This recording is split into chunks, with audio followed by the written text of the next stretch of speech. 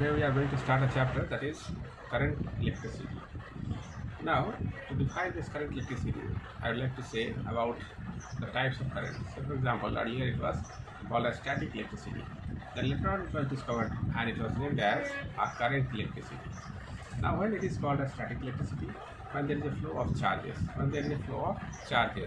at that time it is called as static current. Say, and when after the discovery of the electron, the name has been changed and it has been given as a current electricity.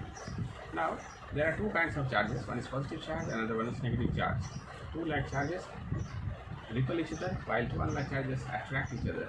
Now, what is the SI unit of charge? SI unit of charge is coulomb, and we denote this coulomb with capital C. Now,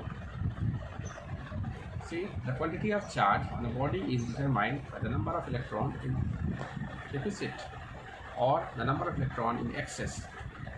Thus, charge on a body is Q equals to plus minus Ne. Getting? This is the concept of charge.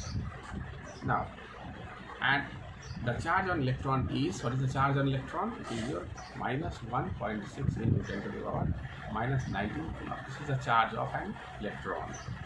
Now, in a non-conductor, the charge resides at a point where there is an excess of deficit of electron. That is, the charge is static, it does not flow. On the other hand, a conductor such as metal has a large number of free electrons in it, so charge in them can move or flow. In case of conductor, charge will flow, whereas in case of a non-conductor, the charge remains in a rest. That's why it is called a static charge. Now, concept of the current. Say, current is defined as the rate of flow of charges. We will write I is equal to Q by T. Q stands for charge and this is the time. That means what? Current is defined as the rate of flow of charges. The current in circuit is measured by ammeter by connecting it in series in that circuit, taking care that the positive marked terminal of ammeter is towards the positive terminal of source of current. Now, units of current. SI unit of charge is coulomb, and therefore current is measured as a coulomb per second, and we will call it as a ampere. Now, flow of current. In metals, the moving charge are free electrons which constitute current, while electrolyte and ionized gases, both positive charge ions and the negatively charged ions, are moving each other, which constitute current. If n electron can pass through the cross-sectional wire of a conductor in time t, then total charge passed through the conductor is given as Q equals to Ne. Now we will write as I is equal to Q by T, then we will write Ne by T. Now, current is a scalar quantity. It is a scalar quantity. By starting the direction of current in a conductor, we mean that the direction of motion of electron is opposite to it. That is what, if such current will be, say, from in this direction, then the flow of electron will be just opposite to the direction of current. In electrolyte, N1 cations, each of charge Q1 moves in a one direction, N2 anions, each of charge Q2 moves in opposite direction. The current in direction of motion of cations will be I is equal to NQ1 plus NQ2 by T. Now, concept of potential and potential difference. Now, potential difference, potential at a point, say potential at a point is defined as the amount of work done per unit charge in bringing a positive test charge from infinity to that point. That is called an electrostatic potential. The potential is positive at a point in a vicinity of a positive charge, since work has to be done on the positive test charge against a repulsive force due to the positive charge in bringing it from infinity, while it is negative at a point in a vicinity of negative charge, since attractive force on the test charge due to a negative charge does work by itself. Now, say potential V is equal to W by Q, or W is equal to AQ. This is a relationship. Now, unit of electric potential is what we can measure this electric potential in terms of joule per coulomb. and we'll name it as volt. Now, potential difference. In practice, when we consider the flow of current between 2 points, say between 2 points, this is your A and this is your B. This is the flow of electricity or electrons from A to B. That is, in an electric circuit, we consider only the flow of charge between the 2 points A and B. Therefore, it is not necessary to know the exact potential at each point. Say potential at this point will be the potential at VA, and at this point which will be VB. Now, net potential is equal to VA minus VB. Okay. The potential difference between the 2 points is equal to the amount of work done in moving a unit positive charge from one point to another point in an electric field. It is also an scalar quantity. If W joule of work is done in moving a test charge Q coulomb from point A to B, then we will write VA minus VB is equal to W by Q. This is the definition of potential difference. Now, potential difference between 2 points in an electric circuit is measured by voltmeter, which is connected across those points in parallel with the circuit, taking care of positive marked terminal of voltmeter is connected to a higher potential. Now, what is the unit of potential difference?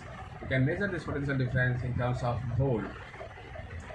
Now, concept of resistance. Serious student, resistance. What is resistance? It opposes the flow of current. Resistance.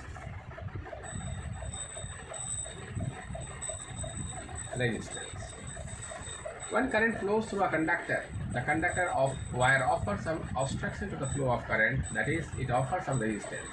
The obstruction offered to the flow of current by the conductor is called its resistance. Now, what are the causes of resistance? Cause of resistance. Now, serious student, a metal has a number of electrons. The positive ions do not move, while electrons move almost freely inside the metal. These electrons are called free electrons. They move at a random, colliding amongst themselves and with the positive ion. Now, when the end of metal wire are connected to a cell, when potential difference is applied across the ends of a metallic wire, the electron inside it experiences a force in direction from the end of negative potential towards the end of positive potential, due to which they begin to move. Due to force, their speed increases, but during the movement, they collide with a fixed positive ions and loses some of that kinetic energy, due to which their speed decreases towards the positive terminal. And due to the existing potential difference, so speed again increases.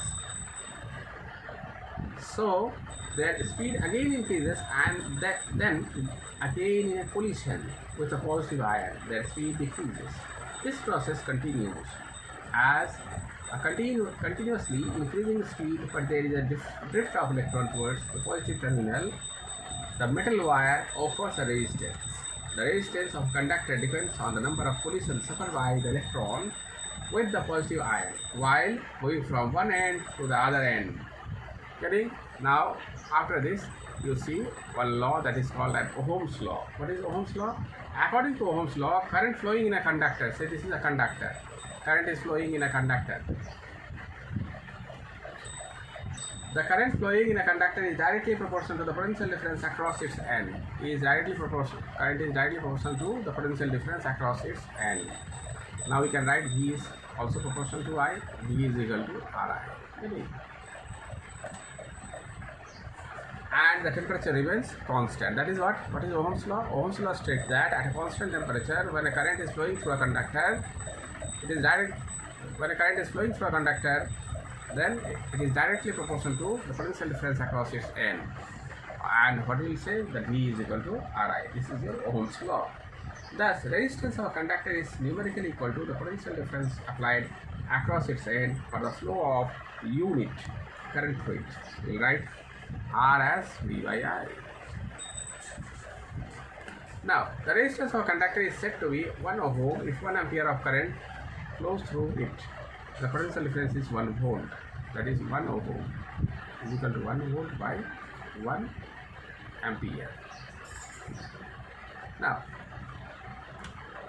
and always if you plot a graph of I versus V, this is your V, this is your I, it is your always a straight line. For if suppose any conductor which obeys Ohm's law, then their graph will be just like a straight line. If suppose it is not obeying the straight line, then graph will be like this, curved path will be there. This is for non-ohmic and this is for ohmic. Now, what are the limitations of Ohm's law? Ohm's law is obeyed only the temperature of the conductor remains constant. Now, see, what do you mean by there are two types of resistor? One is ohmic resistor and another one is non-ohmic resistor. The conductor which obey Ohm's law are called ohmic resistor. Example: all metallic conductors such as silver, aluminum, copper, iron, nichrome, copper, sulfate solution, copper electrodes, dilute sulfuric acid, etc. at a constant temperature. For such resistors, a graph plotted for potential difference against current is always a straight line. For a non-ohmic conductor, what will be there? Their graph will be like this. It will be a curved path. For a ohmic resistor, it is necessary that a straight line V versus I passes through the origin. But non-ohmic resistor, it is not necessary that a curve on Vi must be passes through the origin. It is not compulsory. And up to this much.